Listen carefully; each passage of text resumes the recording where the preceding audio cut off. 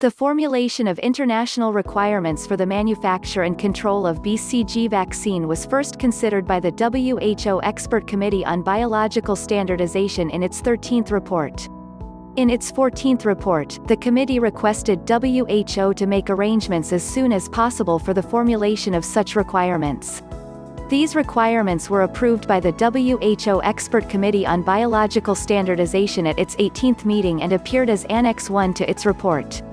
Mycobacterium tuberculosis (MTB), the etiological agent of tuberculosis (TB), is a leading cause of human disease and death, particularly in developing countries. In the global context, TB is intimately linked to poverty, and control of TB is ultimately a question of justice and human rights.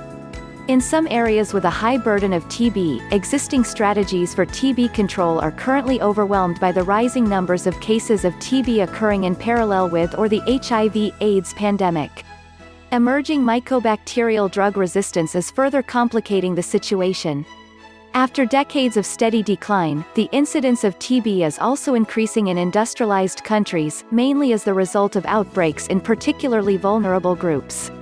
The bacille Calmette-Guérin (BCG) vaccine has existed for 80 years and is one of the most widely used of all current vaccines, breeding greater than 80% of neonates and infants in countries where it is part of the National Childhood Immunization Program.